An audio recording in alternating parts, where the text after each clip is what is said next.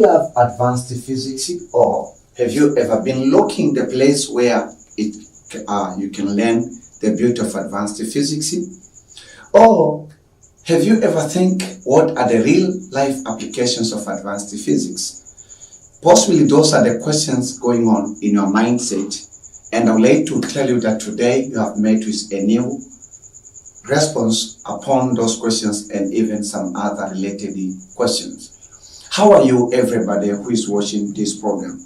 I would like to take this opportunity to welcome all the national and international viewers.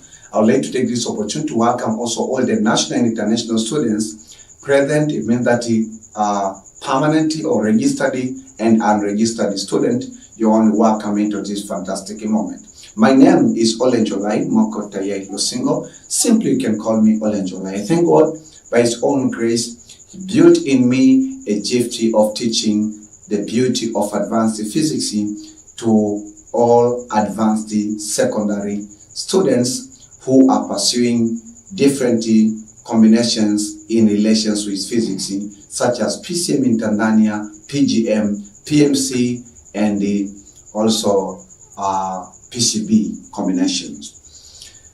So I'm a Tanzanian, and I'll be using the curriculum and syllabus of United Republic of Tanzania when I'll be teaching you in this online school. And I'd like to take this opportunity to welcome all our national and international viewers into one of our online schools that called Tanzania Online Advanced Secondary School in square bracket Olenjolai&Neki. Simultaneously, I would like to take this opportunity to welcome you into one of our official YouTube channels that's called Tanzania Online A-Level Secondary School in square bracket Olenjolai&Neki. So you might be having again some other questions. What are we doing? What the visions of TOASO? Because in abbreviations, our online school is called TOASO. Firstly, before I present to you the vision, I would like just to clarify and give you some descriptions which is very important. First of all, the names itself indicate this Tanzania. So our first priority is using the Tanzania educational system. We have to cover it, and then we have to take our students outside of the classroom instruction. But again, the name emphasizes about online. So our training will be online. We can access all our contents online. It means by using the power of the internet and the receiving devices, so we call them consumer electronic receiving devices, such as smartphones, iPhones, computers, iPads, etc., etc. So this is advanced. So we'll be teaching the contents that we prepare for advanced secondary students and not otherwise. Again, another thing that I would like to present to you is we have more than 4 departments in these online schools, and one of the departments is called Advanced Physics, and the subject there is Advanced Physics, and these contents we are teaching today, pre-Form 60, Form 60, or Grade 12, QT, visitors, and teachers. And we have to teach you more than one chapter. And after that, we have chapter 1. This is called electrical current, because that's the main topic. It's the main chapter. So we have also some chapters within it. And then we are in session 4 called mechanisms of electric conductions in metals. So now it's a time for me to declare the vision that we have. We have an assignment to teach and train advanced secondary students on how they can extract knowledge, understanding, and wisdom from the classroom instructions in advanced physics, advanced mathematics, advanced chemistry, and the basic applied mathematics in Form 5 and Form 6. And then after we teach them to extract knowledge, understanding, and wisdom, we teach them to combine the extract with sorting, with knowledge, understanding, and wisdom that we are going to teach them to extract from the Word of God written in the Holy Bible in order to solve real life problems. So the main objective of TOASO, you have heard it in previous session, but I'd like to repeat it and insist it and emphasize that the main objective of TOASO is to teach our advanced secondary students on how to think differently and how they have to take the classroom instructions, whether they learn formally or informally, to solve real life problems. So that is our assignment. That is our assignment. So we ask you to cooperate with us. We ask you to be serious. We ask you to take advantage of every content. We ask you to register yourself permanently into our official YouTube channel. And then we ask you also to make sure that you visit the online, so you use the internet or you visit our channel frequently so you can take advantage of all the contents that we've created right now. So that the vision we have, remember, there's four main parts: extraction of knowledge, understanding, wisdom from the classroom, then combining it with knowledge, understanding, and wisdom that we're going to extract from the Holy Bible in order to solve real life problems. Again, so before we start this session is session 4, I know that among you there are registered students and unregistered students to ASO. So let's just to spend couples of the minutes on just presenting to you a few steps that you have to follow in order for you to register yourself into ASO and become a permanent student, that whenever you visit our official YouTube channel, you'll find contents that will transform your mindset. I thank God by His grace, I'm a scientist in advanced level, and this is just a dressing style for the most of the scientists, right? Because physics is the experimental and theoretical subject. So when I wear this one, I give you the image of present and even future, that whether you'll be working in workshops or you'll be working in smart workshops or you'll be working in science labs, then this white color is an overcoat that you'll find, even if you'll be working in some different sections of industries. So this is the white coat. So don't get confused about this one. So the first step that for you to register, if you have an email, you can skip this. For registered students, just skip this part and then go directly into the beginnings of session 4. So we ask you to create or open a new email.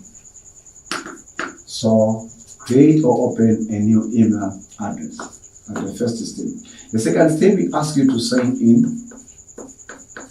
Sign in what? Sign in YouTube by using your email. Then the third step, we ask you to search what? We ask you to search to ASO. Don't write to ASO. To ASO, it's abbreviations of what? Tanzania Online Advanced Secondary School in square bracket Olenjolai&Neki. So search to ASO in what? In YouTube.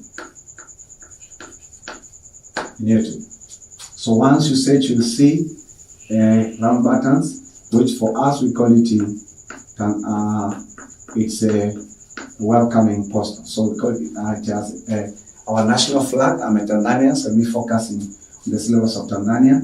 So you see the flag, the flag, our national flag or our country flag.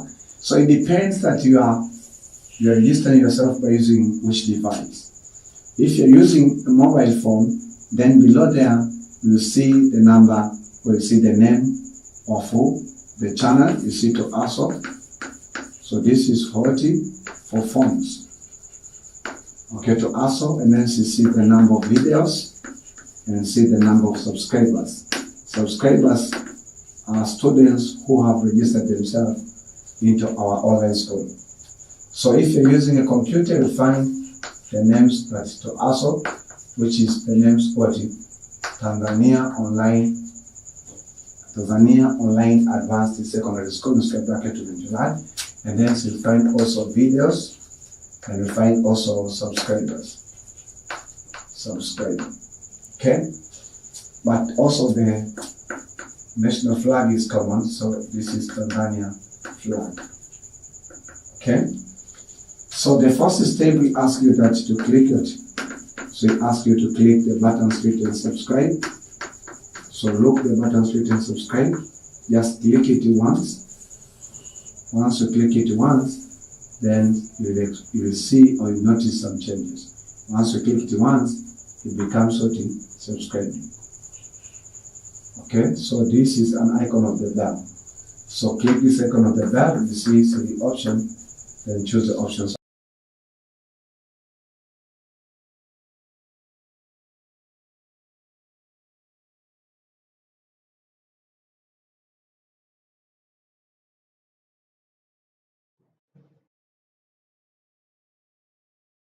Yes, we say that we have 3 types of 40. There's 3 types of materials. Okay? So we have conductors, we have semiconductors, and then we have insulators. Okay?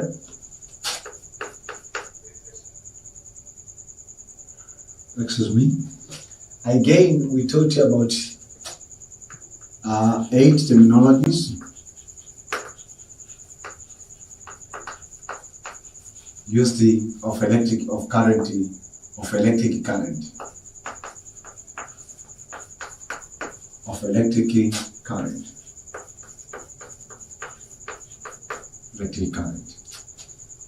So those terminologies, one of them is we discussed about resistance, we discussed about resistor, then we discussed this about drift velocity, which is actually, we may use a subscript of D.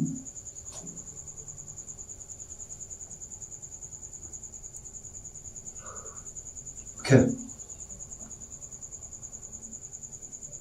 So drift velocity, we discussed about electric mobility.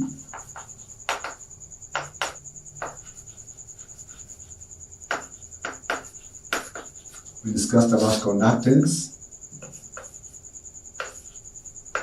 We left the homework for it.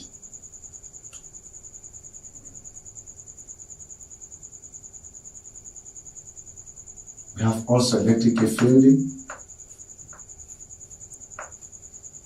etc., etc., etc. But remember that I told you, remember this resistance, in most cases, this is not equal to what?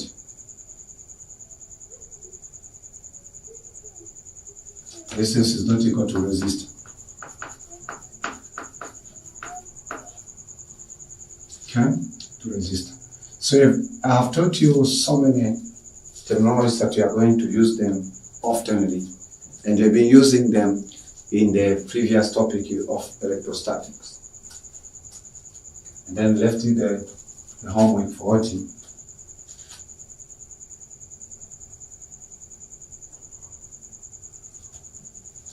Left again the homework for the 2 phenomena, or for the 2 terminologies. The first one was electric field intensity. Electric field intensity. That's what you've been. That's what we have taught you. In case you missed it, you can access this session in our official YouTube channel right now to take advantage of this stuff. So in case you want to learn about the 10 terminologies that I've taught you that we'll be using in the topic of electrical current, don't hesitate yourself to search session 3 in our official YouTube channel that called Tanzania Online Seki School in square bracket Olenjolai&Neki. So today, let us take a focus on the today's sessions, which is titled as Mechanism of Electrical Conductions in Metal. So stay with me. So today we are going to learn about what? Mechanism of what? Mechanism of. So we're going to learn about mechanism of electric conduction. So electric conduction. So electric conduction in metals. So we're going to learn about electric conductions in metals. Okay, so what the meaning of these concepts of mechanisms of electric conductions in metals?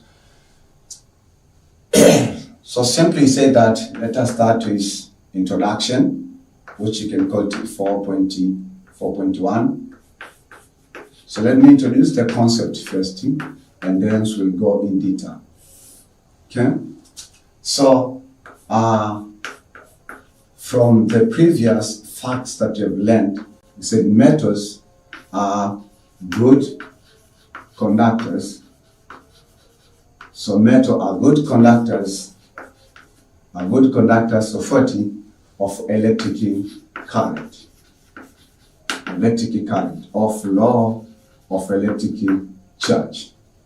Okay? And then we say that the majority carriers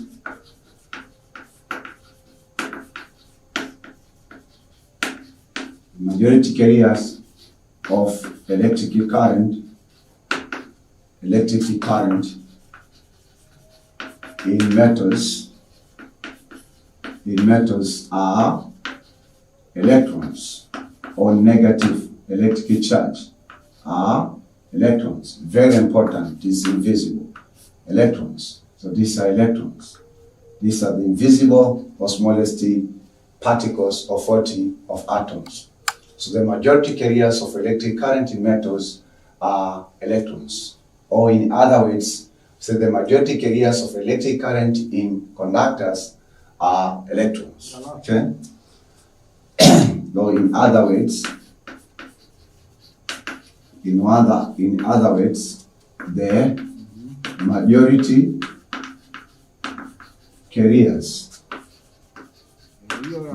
carriers of electric current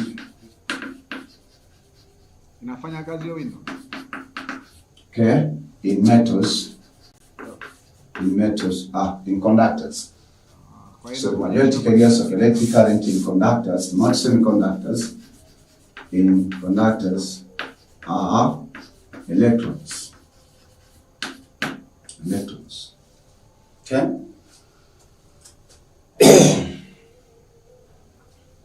So again, we say that when electric field is applied, so we got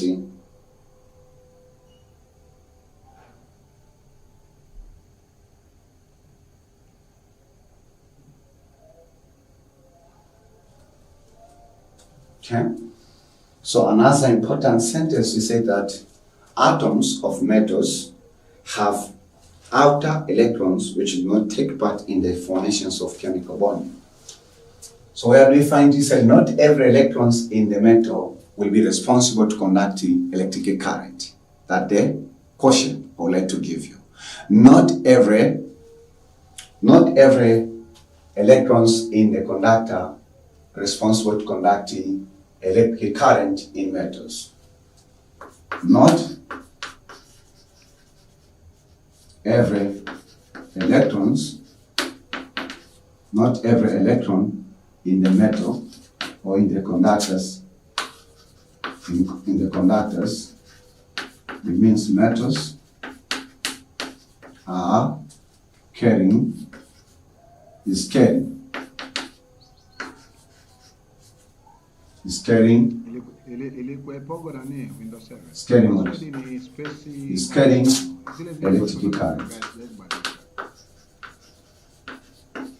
electric current. So only valence, or we call them outer electrons, which are free are carrying electric current. So not every electron is responsible to carry electric current, but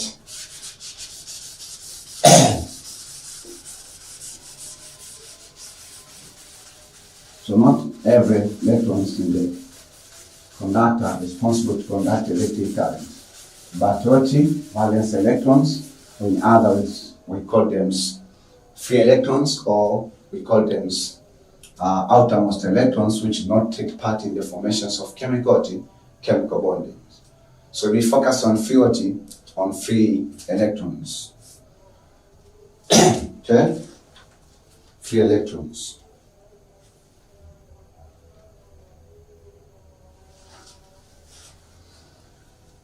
So we say that another point, in the absence, I'm explaining the concepts of mechanism. In the absence of what? Of uniform electric field. Stay with me, electric field. My dear students of pre-Form 6C, Form 6C, or a QT or grade 12 students, listen careful. In the absence of electric field, which we have this symbol, right? These free electrons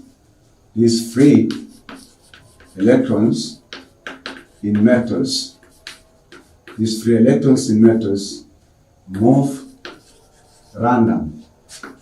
So move random. So they do move random. So that the facts, they move randomly in metals or in conductors. In metals. So if that a fact, we say that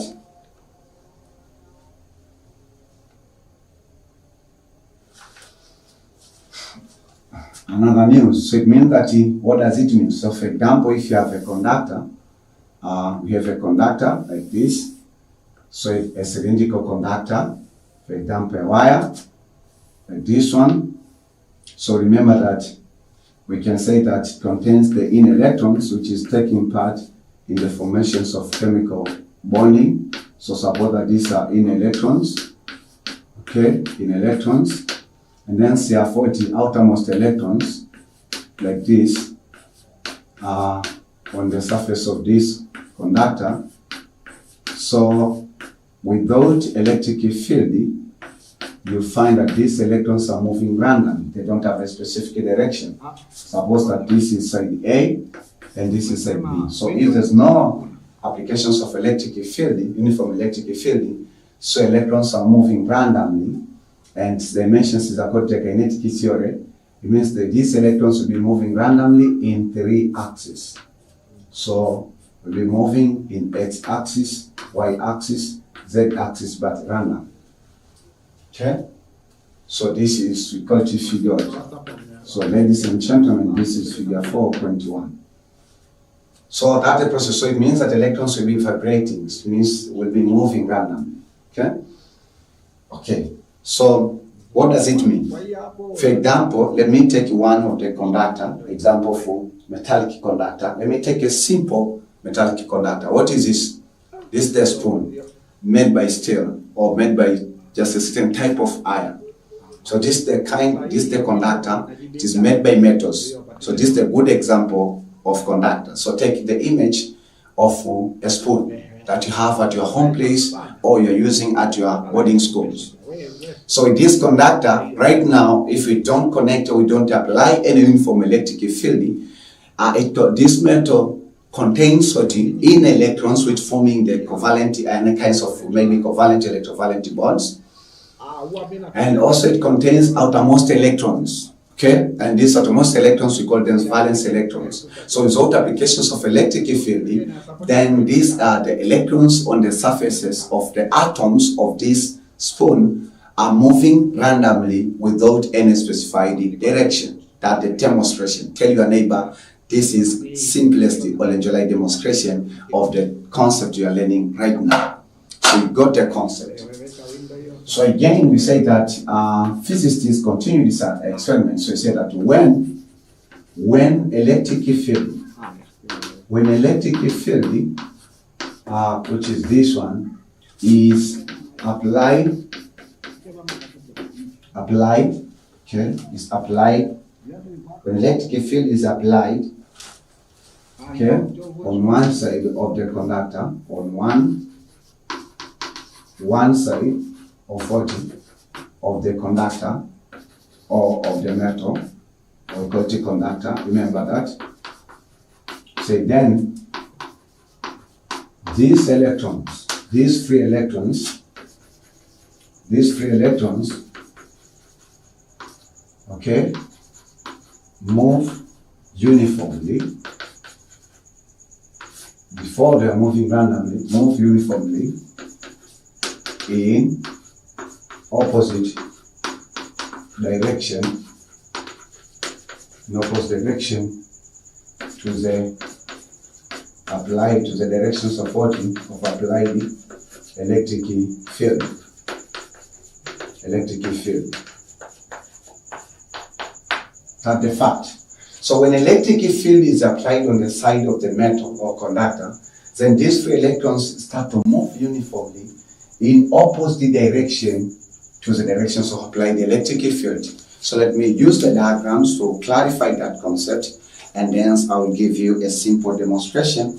However, that I won't do a practical, but just I will explain to you by using simple methods that can be found anywhere and are familiar to all advanced secondary students. Please give us the feedback in the comment section whether you understand the concept that we are teaching you. If you have any questions, if just to get stuck, if you're enjoying, if you found these contents are helpful to you, write a testimony for us in the comment sections below there. Don't leave the comment sections of this video because it will give us a feedback and to give us courage.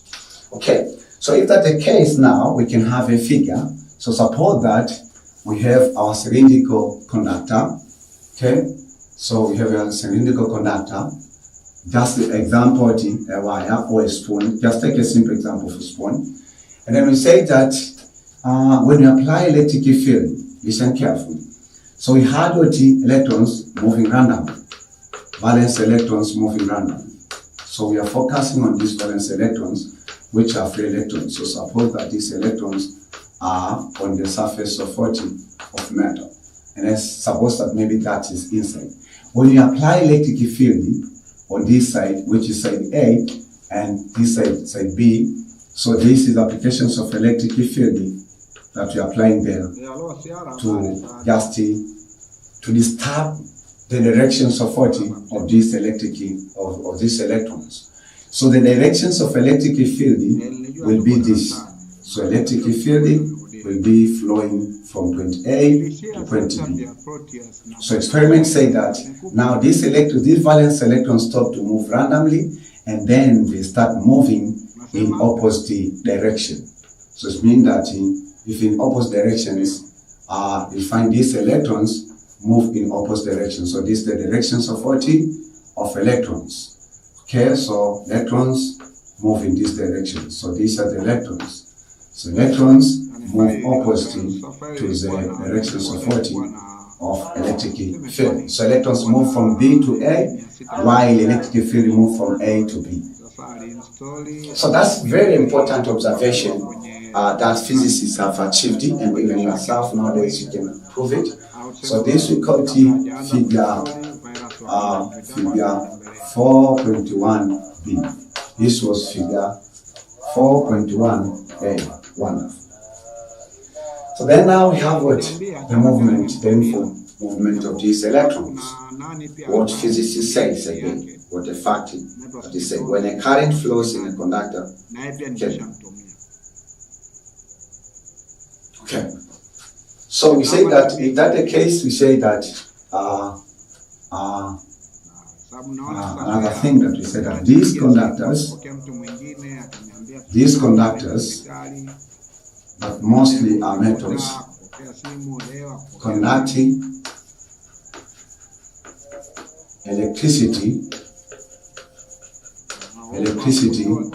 by two methods. Okay, by two methods. The first one, we say that it's the one we've been discussing, physical movement. So physical movement of what? Of free electrons. Physical movement of free electrons. Okay? And the second one is the one which we call vibrations of what? Of electrons. That are vibrations of electrons. This make the process or the ability of conductors to conduct electricity with a very high speed. Vibrations of what? Of free electrons, not in electrons. That means free what? Free electrons. So the free electrons can vibrate, okay? Conduct electricity. Free what? Free electrons. Free electrons. Free electrons. So vibrations of what? Of free electrons. Vibration of free electrons. vibrations of free electrons. So these conductors or metals conduct electricity by two methods: physical movements of free electrons and vibrations of of electrons. The common way or the common method is vibrations of free electrons. So we say that when electric current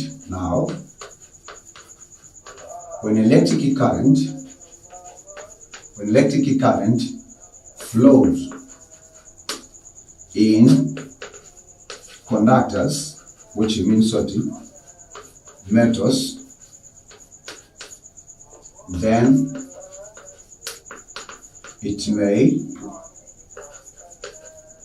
produce, or we call it dissipate,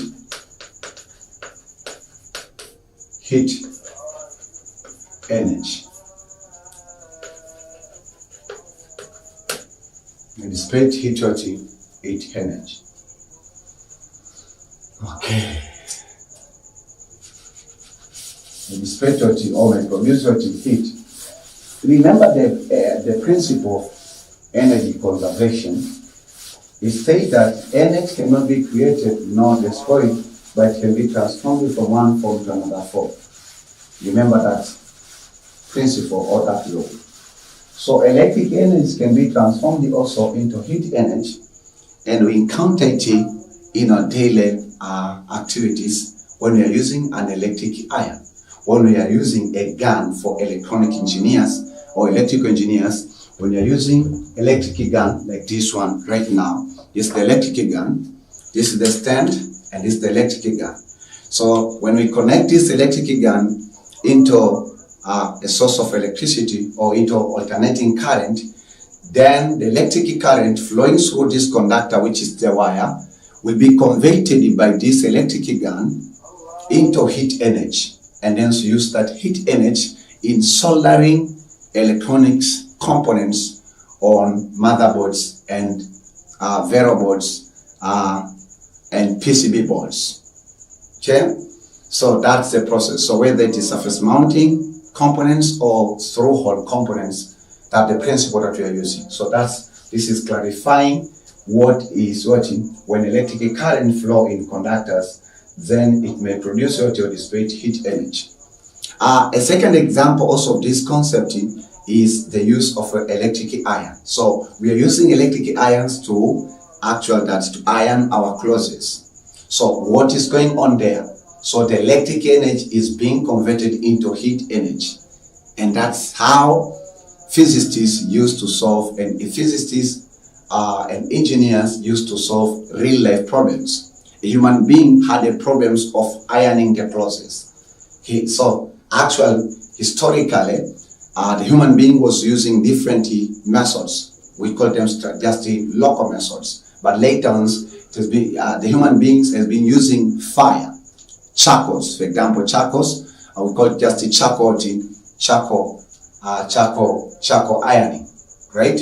So it means that the source of energy will be charcoal, and that charcoal will be converted, will be burnt, and that burning will produce heat, so you can iron your clothes.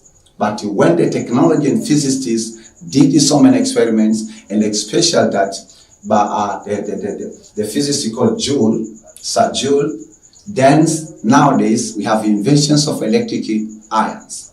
So when I say electric irons, somebody might think about something else, but I want to tell you that, my dear students, when we speak about electric irons, because I'm teaching also Swahili students. When I say about electric irons, I mean about this one. It doesn't mean that maybe an iron as chuma. Sina maana kwamba ni chuma, nazungumzia pasi. So when you connect these electric irons in source of power, then the electric energy will be converted into heat energy. I would like to tell you that in physics we have invisible physics and visible physics. So when I teach about the current electricity, I'm teaching about invisible physics. So when I say invisible physics, you don't see that this is current, but you see its power, or you see its effects. Okay? So take a note, whenever you're using these electric irons, physicists and engineers are the ones who designed and made it. we are waiting yours. Not the challenge that you are posing to you. Okay, so that's the fact. So then the next step now, after giving you examples, after giving you the real, when you say the real life examples and simple examples, right now I would like to spend a few minutes now to speak mathematical physics. Okay, and I would like to teach you how you can derive the derivation of what. So let us deal. So derivation of what? Of the general formula. Derivations of the general formula. Derivations of the general formula of current flowing in conductors. Of current flowing in metals or in conductors. So physicists apply some mathematical concepts on deriving the general formula that can help us to determine the magnitude of electrical current that can be conducted or that can flow through the conductor. When I say about conductor, the simple example is a wire. So these we call them jumpers, and these are male jumpers. We use these as the conductors. So you say conductors simply mean wires. Okay, wires. So for example, that inside of this one you can find these are copper wires, but this we call them insulated copper wire. So the outside, what you see, it's plasticky, but inside you find that there is copper or silver, good conductors of electricity. Or you may think that conductors is a wire like this one. So this is an insulated wire. Inside it has metal, right? So insulated wire. So this conducts electricity from this point to this point. All right? We are teaching practical physics. Tell your neighbor that you enjoy practical physics. So then we say that the derivations of the general formula of the current flowing in the conductor, right? So we say that. So we say that we'll be following some steps. The first step, say that consider the uniform conductor shown in figure 4.2 below. Okay, so suppose that this is your cylindrical conductor. We don't mean about the cylinder, but most of the conductor, the shape of the most conductors is cylindrical. Okay, we have thick conductors and thin conductors, but we are just drawing the big figures in order for you to see. So remember that we'll be focusing on what? Outer electrons. So you have outer electrons like this. And also, just okay, we can say that you have outer electrons, so many outer electrons. Okay, suppose that this is point A and this is point B of the conductor. Okay, and then suppose that the length of this conductor is L. So suppose that the length of this conductor is length L. That's one of the physical quantities that we need. So suppose we apply electric field at this point A.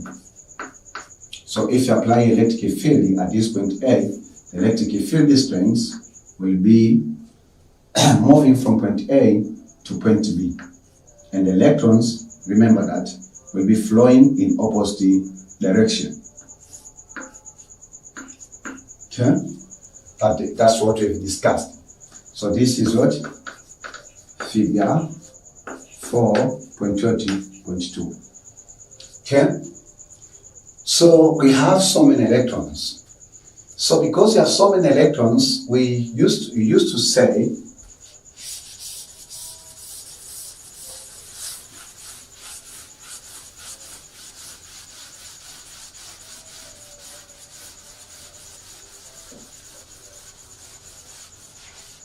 So you can also have cross-sectional area. This is area, so you can have a cross-sectional area because this is the uniform, so you can have a cross-sectional area. So this is area. So this area, we use letter A. Okay?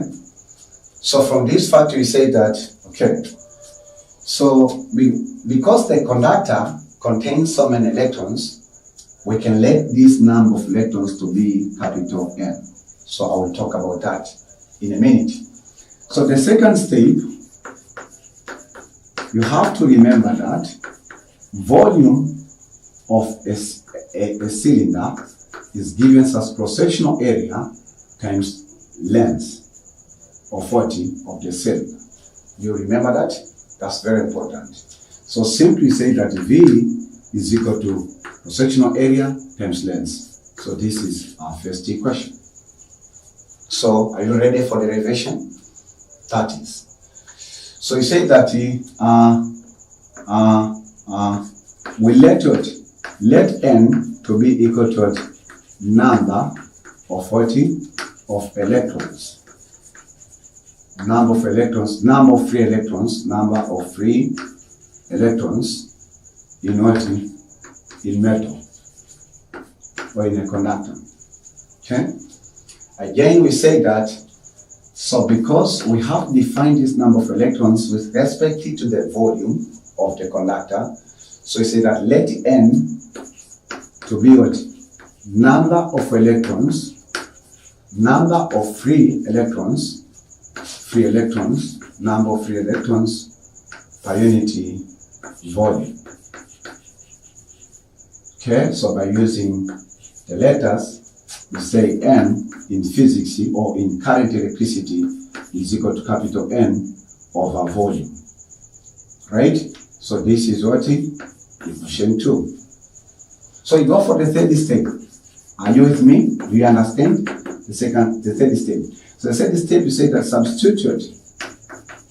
substitute equation 1 into equation 2. Substitute equation 1 into equation 2. So if you do that substitution, we have N is equal to what?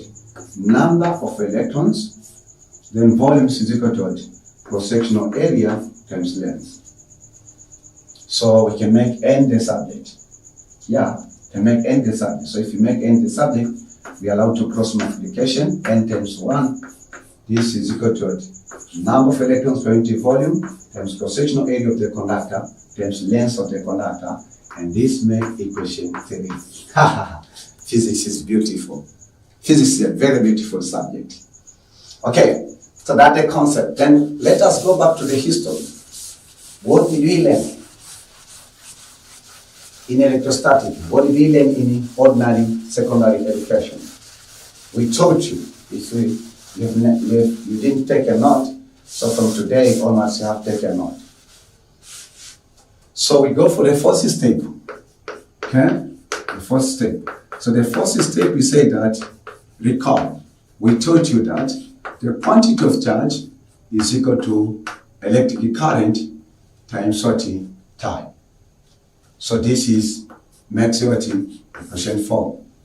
Again, we taught you that the quantity of charge is equal to number of electrons times charge, because we are the conductors of electric currents in metals is electrons, so you have Ne. So simply quantity of charge is equal to number of electrons times electronic charge. So this one makes question 5. If you examine as a physicist and excellent mathematicians, you can find that equation 4 is equal to equation 5. So equation 4 is equal to equation 5. So if that the case, you say that quantity of charge can be found by taking number of electrons times electronic charge, and then same sort is equal to current times time. For that case, so you say that number of electrons times electronic charge is equal to electric current times time. So this makes equation 6. Again, you have to think. What are we looking for? Remember, I'm teaching you how we can derive the general formula of current flowing in conductors. Right? Conductors. Okay, so now we have an expression for current And there you have an expression for number of electrons in the conductor. You know, can you predict this, the fifth state? Wonderful. Thank you very much and congratulations. So the fifth state, we say that let us substitute equation 3, equation 4. So let us substitute equation 4 into equation 6. So what is in equation 4? In equation 4, on the right hand side, we have number of electrons per unit volume times cross-sectional area of the conductor times length. This is equal to electric current over time. So what are we looking for? As physicists or mathematicians in advanced level who are thinking to solve real life problems, so from there we can identify, if you examine left hand side and right hand side of that equation, we can identify what you have been looking for. We have been looking for current. Where is current? This one. So make current the subject. Remember what we taught you in the topic called the exponents and radicals in basic mathematics for the Form 2. We taught you the techniques to make the subject, and this is the applications. So to make it I, the subject, which stands for the electric current, which is direct current, because we told you we have alternating currents and direct currents, but here we'll be focusing on direct current. So divided by time. So this side we have number of electrons times cross-sectional area times length over time. Time taken by electrons to vibrate or time taken by electrons to travel. This is equal to what? Electric current. Okay, so this will make out equation what? So I'll be teaching you in terms of equations. This is unique technique that God has been teaching me in order to teach you in extraordinary. I didn't learn how to derive this formula the way I'm teaching right now. This is a completely a new revelations from God. Even myself, I'm learning extraordinary way of deriving this formula, right? This is actual a work of God. Okay, so it is the case. Okay, we go into the sixth step. We didn't finish yet, right? We have to simplify. So the sixth step, we have to check. The sixth step mean that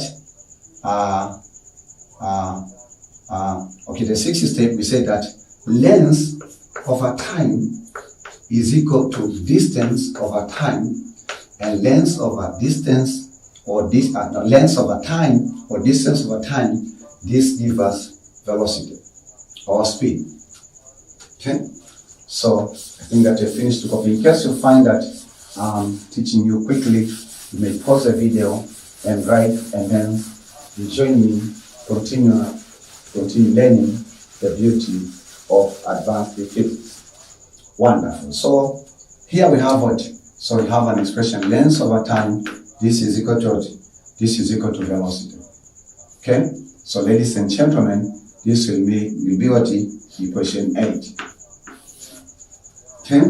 So you got the 7th step of derivations. I'm writing these steps in order to simplify your process of learning and your process of of revising, because in advanced level, I know many students and even ourselves, we encountered a great challenge of forgetting the materials, because we have to cover a lot of things according to the Tanzanian educational system and according to the syllabus, which has been made by Tanzania Institute of Education, which in short we call it TAI, and this is the book. This is the Advanced Physics Syllabus for Advanced Secondary Education Form 5 and Form 6. I have it, and I recommend it to you to make sure that you have this book in every occasion of learning physics. So the 7th step, we say that in substitute equation 8. So substitute equation 8 into equation what? Into equation 7. So if we do that substitution, we say that we have current is equal to what? Is equal to number of electrons per unit volume times what? So here we have times length over time. So this will make what?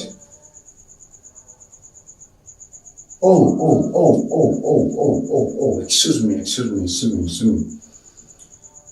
Here I forgot electronic key charge, because I just substituted n, because n is equal to number of electrons per unit volume times cross-section area times length, and then I forgot to write E.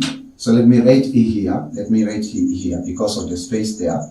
So here we have also what E.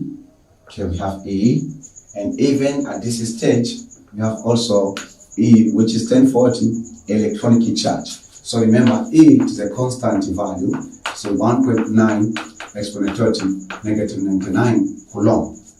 Okay, so if that's the case, so now we say that number of electrons per unit volume times electronic key charge and then times cross-sectional area, then this is velocity, but in language of electric conduction or conduction of electricity in metals, we call it drifty velocity.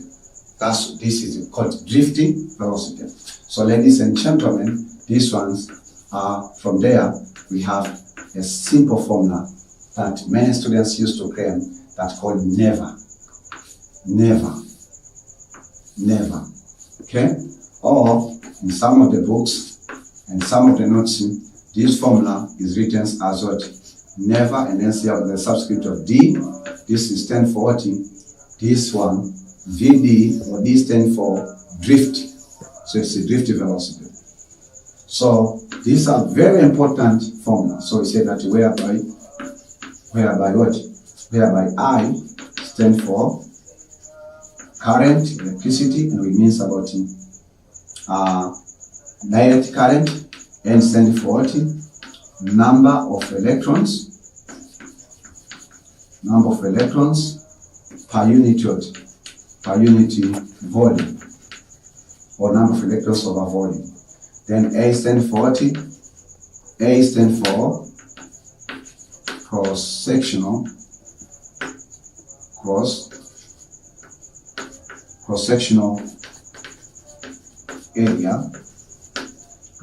area, and then so we have again what? E stands for what? E stands for electronic key charge.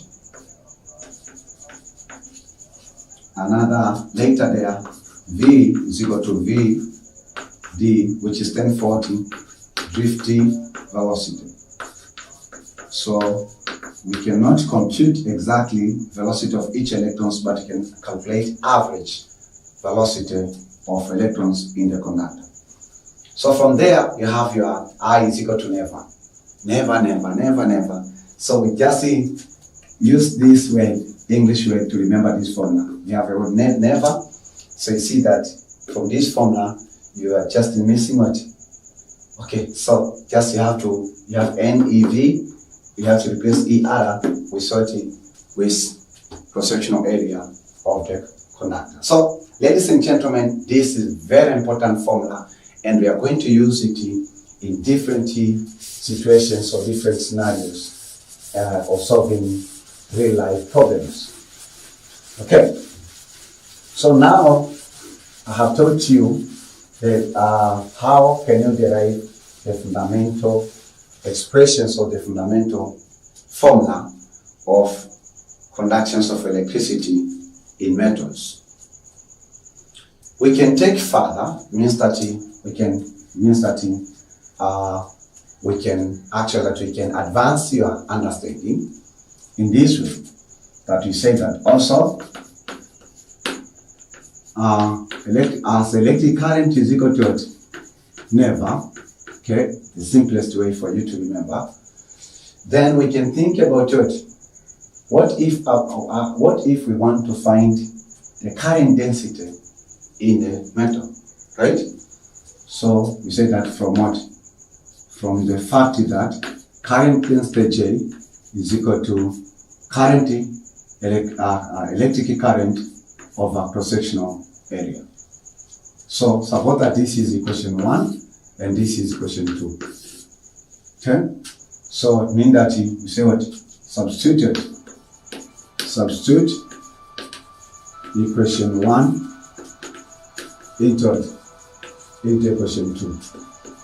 So if you do that, then you can find that you have J is equal to what? Is equal to never of what? For sectional area. For that case, current density is given as the product of number of electrons per unit volume times electronic charge times velocity. So again, this is the formula of electric current density in the conductor. So it is conductive nerve.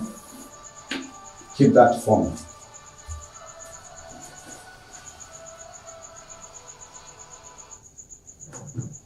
Okay. So another concept again we can teach you about linear momentum of what? Linear expression or formula for linear momentum of electron. Linear momentum of what? Of electron. Linear momentum of electrons. Why should we focus on linear momentum of electrons? Because electrons describe linear motions. Electrons do not describe angular motion. Okay? So you say that the momentum of electrons is always momentum is a product of total mass of electrons in a conductor and drifting velocity. So you say that you can have a question. What is momentum of what? Of electrons. So electrons in conductor. Remember we are talking about what? Free electrons. Conductor. So simply say that is the product of what? Of total mass. Total mass of what? Of free electrons. Okay? Free electrons formed in metal and what? If you have any question about derivations of an equation or of the formula of electric current in metal, don't hesitate to ask in the comment section. Did you understand how to derive this formula? Tell me in the comment sections, please. If you didn't understand, ask me. I'm always visiting comment sections of every session daily. So okay, so in metal and what? And so it's a product of total mass of free electrons in metal and what? Drifting velocity. Say with me, drifting velocity. And drifting velocity of what? Of electrons. So we are talking about 30 free electrons. So from this definition, we deduce the mathematical formula that momentum of electrons, P stands for momentum. This will be given as what? It's a product, as I said, of total mass. Okay? So total mass of electrons and what? We sort drifting velocity of electrons. When you say that the total mass of electrons, we take what? The mass of one electron, then we multiply with the total number of electrons in the metal. So remember that this is the first equation. So we say that the total mass of electrons, this is equal to what? Mass of electrons times number of electrons. So this will make equation 2. Right? So this is the first step. So deriving the general formula of momentum of electrons. So the second step we say that substitute equation 2 into equation 1. So we say that momentum of electron is equal to what? Total mass, which is mass of one electrons times total number of electrons times drifting velocity. Okay, so this will make equation 3. Okay, so again we say that, recall, I told you that electric current flowing through the conductor is equal to never. So never, where V is 1040 drift velocity. So check the relationship between. So these expressions as equation 4 and check the relationship between equation 3 and equation 4. Okay? So you say that to record that. So you say the third step.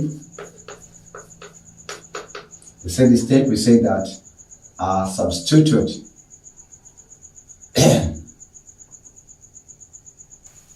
okay. Before we go for the third step, and before we name this equation, we may just make the diff to the velocity subject. So divided by near to both sides. So on the left hand side you have electric current of what? Near, and this is equal to drift velocity, and this will make force equation. So now you can go to the third equations of our derivation. We say that substitute equation, what? Equation 4 in equation 3 above. This is how we simplify advanced physics. Advanced physics, it's the most complicated and difficult subject in advanced level, more than you have ever expected. But we'll be trying our level best by God's grace to simplify all of these concepts and make them easy for you to bear them. Momentum of electrons is equal to mass of one electron times number of electrons, then we have drift velocity. Here we have what? Electric current divided by what? Divided by near, like this. So we say that momentum of electron is equal to mass of electron times number of electron, then there is electric current of what? Over near. Okay? So momentum of electron, this is equal to what? Okay? So simply, it's equal to mass of electron times number of electrons times electric current of what? Number of electrons per unit volume, electronic charge, cross-sectional area of the conductor.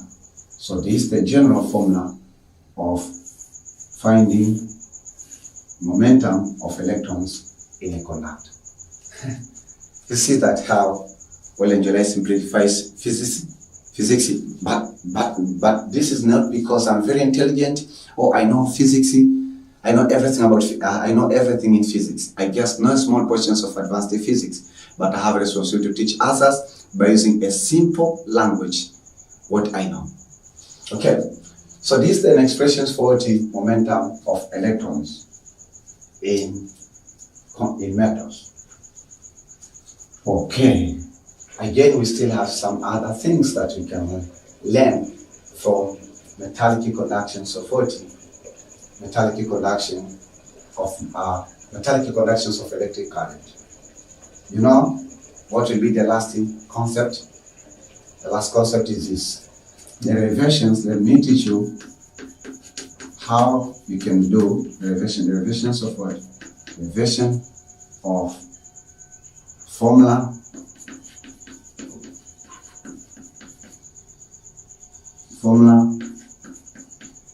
that relates, because we have resistance also, that relates.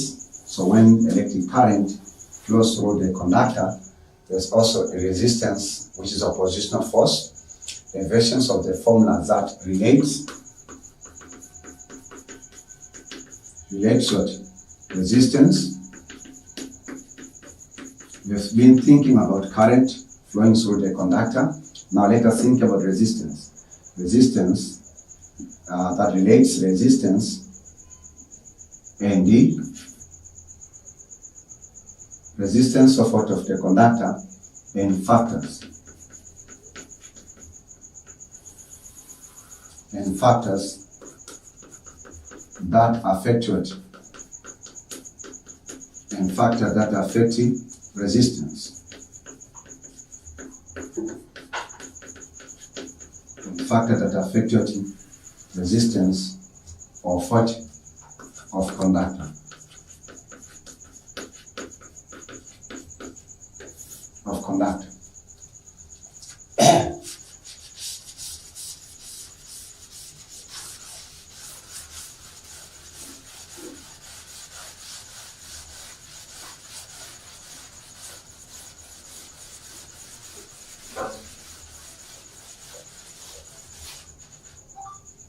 Okay, so the derivation of formula that relates to resistance and factors that affect resistance of the conductor. So this formula relates resistance of the conductor against the flow of electric current and what? And factors that are affecting what? Resistance of the conductor. So you have to be careful here. And let me start with the first step. We'll be following some steps. So the first step, we say that consider figure 4.3 below. Okay, so here we have a cylindrical conductor. It may be a narrow cylindrical conductor. I love so much this topic because I apply it in my daily life. I'm an electrical engineer by profession, but formally I'm an electronics and telecommunication engineer. Okay, informally I'm an electrical engineer. When I say I'm an electrical engineer, I'm an electrical engineer, I'm an electronics engineer, I'm a telecommunication engineer, I'm a computer engineer, I'm a biomedical engineer. Okay, so, but that is only by God's grace. Okay, so we say that this is side A of the conductor and this is side B. We say we have what? Cross-sectional area of the conductor. Then we say that we can use a meter ruler to measure the length of what? Length of the conductor. And then we say that we have what? Number of electrons, which can measure in terms of what? Of volume. Okay? And then we have what? We have, so say that suppose we are applying what? Electric field. So we are applying electric field from point A to point to point B. And then we say that electrons will be moving in opposite direction, but free electrons. Okay? So that's the fact that we need to know. So if these electrons will be moving in opposite direction, we say that now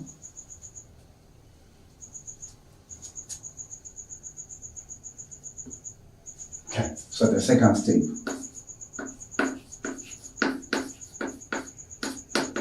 So the second step, we say that the electron experience what? Electrons experience what? Two forces. So two forces. The first force is what? Linear force. Linear force due to second law of Newton. And then the second one is because we'll be moving linearly. So electrons will be moving, for example, from point C, and then it can move to point D. So when it is moved, it is accelerated. So there's an acceleration, and also remember electrons, there's its own mass of electrons. So there's a linear force. So this linear force, according to the second Newton law, linear force is equal to mass times what? Acceleration. So electrons will be accelerating in the conductor. Okay? And then we have a second force that will be acting on the electrons, and this we call the electric force. Electric force or electrostatic force. And this electric force, we taught you in electrostatic, is given as what? Electric field times what? Times electric field times quantity of charge. So what the charge we are dealing there? Electrons. So it's electric field times electronic charge. Okay? The electrons experience what? Two forces. So you say that if linear force, okay, if linear force force and the electric force balances, then we have what? We have mean that the linear force will be equal to the electric force will be equal to the mass times acceleration and is equal to electric charge times electronic charge. You are allowed also to use the subscript of mass of electron times acceleration, but this is not electronic charge, mass of electrons. And this is equal to electric field times electronic charge. Okay?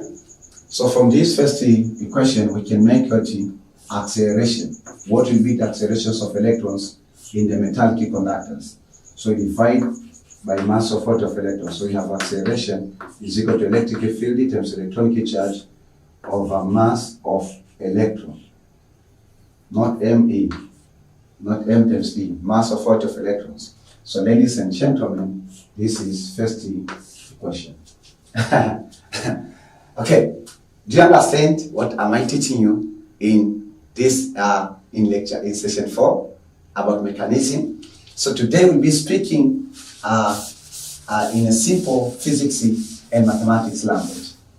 For the lovers of physics, I believe that now they are just enjoying and dancing with this stuff.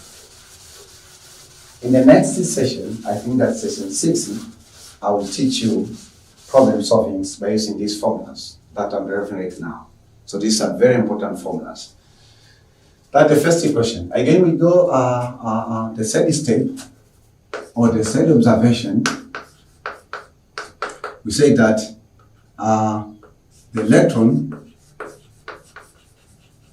okay, will travel with what? With linear velocity. Linear velocity. And obeys what? Obeys the first Newton equations. So it obeys the first Newton's equation.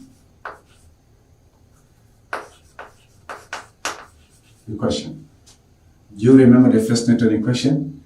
Answer is yes. Final velocity is equal to initial velocity plus what? The product between acceleration and time. What is initial velocity of electrons when you apply electric field to the conductor? All electrons, remember that I told you at the beginning of this session that electrons, the free electrons move randomly if there is no applications of uniform electric field. So it means once you apply the electric field, then all the electrons start to move in opposite directions to the directions of electric field, but all electrons will be starting from initial velocity of 0. So for that case, initial velocity of electrons is 0. So we say that the final velocity, which you call the drift velocity, if you do remember, will be 0 plus products between accelerations and time, which is 80. So drift velocity, this is equal to acceleration times time, and this will make your equation 2. We are moving. Physics is beautiful. Then, I would like to give you a quiz for thinking. Observe equation 1 and equation 2. Do they relate? The answer is yes. Okay?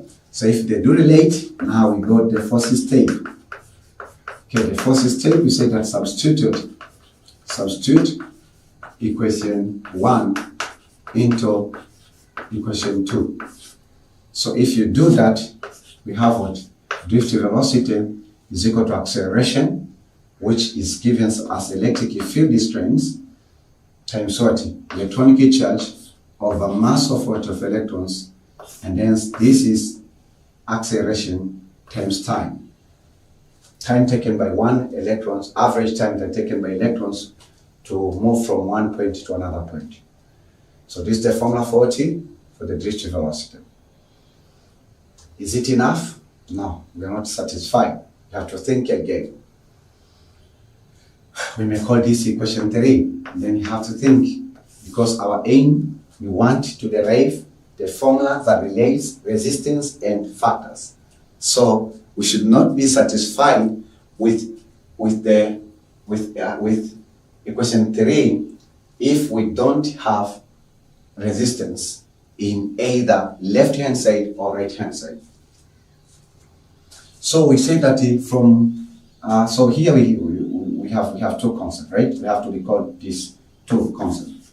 Recall, from today's session, I taught you that drift velocity is equal to electric current over an air. Do you remember? So this it will be question 4. Again, from electrostatic, recall that we told you when you have electric field is equal to what? So electric field is equal to what? Is equal to electric potential over length of the conductor. Or in some cases, we use electric field is equal to velocity over distance between two plates of the conductor or capacitor. So from this fact, we may find that electric field is equal to is equal to electric potential over length. This will make your equation 5. So observe the relationship between equation 3, 4, and 5. Do they relate? The answer is yes. If you have any questions, don't hesitate to ask in the comment section below. Say something there. Give us feedback. Give us the joy that you are feeling when you are learning current electricity in a very simplified language under the guidance and under the leadership of God Himself, who is in Olenjolai.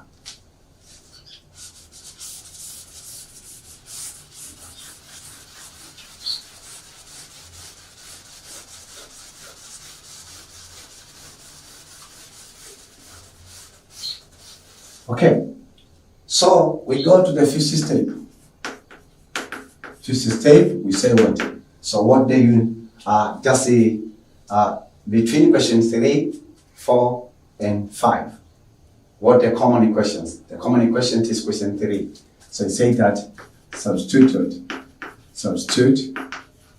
equation 3, question 4, and the question 5. Into equation what? Into equation 2. Into equation 2. Okay? So if you substitute, we find that instead of having drift velocity on left hand side, you have current over an air, and then on the right hand side you have what? Electric field strength times sorting electronic charge over mass of electrons, but we have now electric field. What the expression for electric field is electric potential over length, then times what? We remain with electronic charge over electronic charge times time over mass of what? Mass of electrons, like this. So ladies and gentlemen, you find that you have electric current over what? Over an air. This is equal to what? This is electric potential times electronic, this is not velocity, this is not velocity please, times time, length of what? Length times mass of electrons.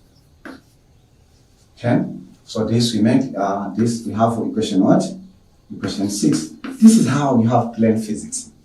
Okay, so the next step we say that, okay, so you got the 6th step. We are not satisfied. 6th step, you have to recall what? Because Ohm's equation. So the Ohm's equation states that electric potential difference is equal to electric current times what? Resistance. So this will make your equation what? 7. Is there any relationship between equation 6 and 7? The answer is yes, because this is electric potential, which is potential difference, and this is potential difference.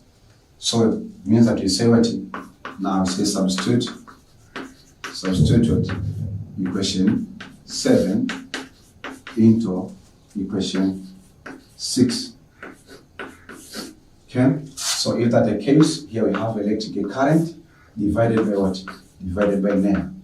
So this is equal to what? VET, electric potential, which is electric current times resistance, electronic charge times time, of what? Of a length, mass of what? Of electrons. Wonderful. So from there, current and current cancel. So on the left hand side you have 1, not a current. Then we have what? NER. On the right hand side you have what? Resistance of the conductor times electronic charge times time of what? Length times mass of electron. Okay? So now we have resistance. Okay, if you have any question about these derivations, don't hesitate to ask in the comment section.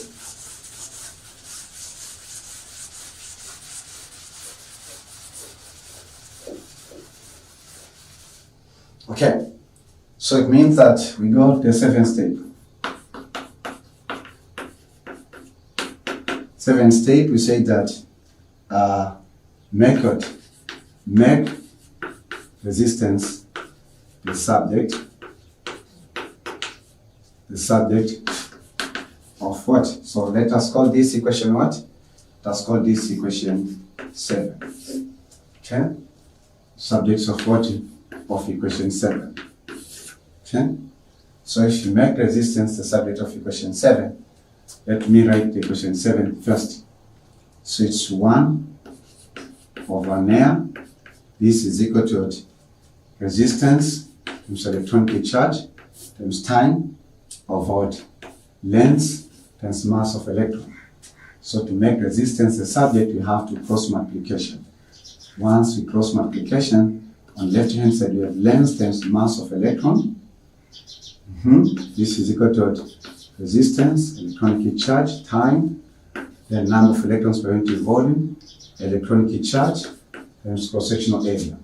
So let me divide. So if I divide this electronic charge times electronic charge to be electronic charge squared times it means time taken by electrons to move, an average time, and then we have number of electrons per unit volume, and here we have what? Cross-sectional area. So you divide it to both sides. Here you have square of electronic charge, time, number of electrons per unit volume, times what? Cross-sectional area. So on the left hand side you have length times mass of what? Of electrons of what? E squared, then T Na is equal to resistance. So this will make what? Equation 8. Okay? Is it the last expressions? No. We can simplify. There are some related parameters. But even that one's maybe one of the one of the expressions, because we need these factors. So it means that right now, resistance of a conductor is equal to the length times mass of electron over what? Over n. It means number of electrons per unit volume times square of electronic charge, and then times what? Time times what? Cross-sectional area. This is the final formula that we have been deriving with you. So this is the destination, our destination. So you'll find that resistance here, if you examine this equation, mass of electrons is constant. So you say that whereby MA stands for mass of electrons. Mass of electrons. Then the new terminology is what? T. We've never defined T. T stands for average time. Then again, new terminology, none of them, because we have defined this is number of electrons per unit volume, this is electronic charge, and this is the cross-sectional area. So if you examine, mass of electrons is constant, so mass of electrons, you can find it from your original scientific calculator. If you don't have any, you can order it into all. So it is what? It is constantly 0.3. Constantly 0.3. Constantly 0.3. Yes. So it means that in your scientific calculator, you have just to replace constantly 0.3. So it will give you mass of electrons, then you press the equal sign. So it's 9 21 exponent negative 31. According to science, electrons is the smallest particle, more than any particle in the entire planet of Earth. Then electric charge. Electric charge also is constant, is 1.9 exponent negative 16 long. So what is not constant? Number of electrons per unit volumes also is constant in a conductor. So it's constant. So what is not constant? Length, cross-sectional area, and time. Those are the factors which are affecting the mechanism, the conduction mechanisms of metals or conductors.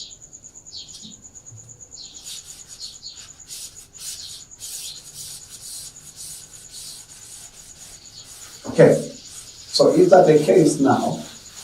Because in the next session, which I invite you in advance, should be session 5, where I'll teach about 20 factors. I will be teaching about factors. I don't want to talk much about the factors that are affecting resistance of conductors. Right now, ladies and gentlemen, I would like to give you the homework. Homework 4. I will give you 2 questions. Okay?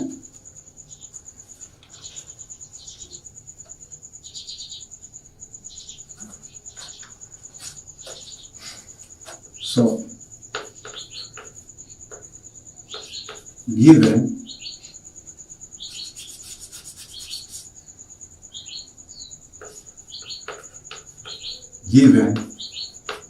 the formula of what?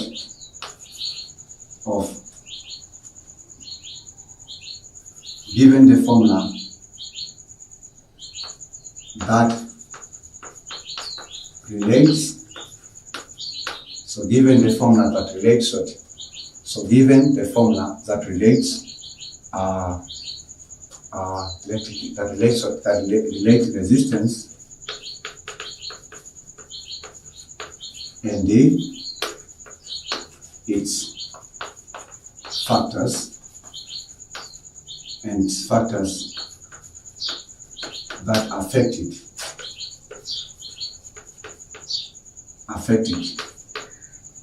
is resistance is equal to what?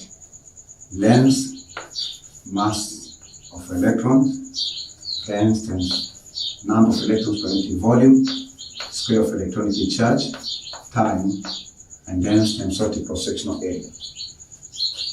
So, use the given formula to derive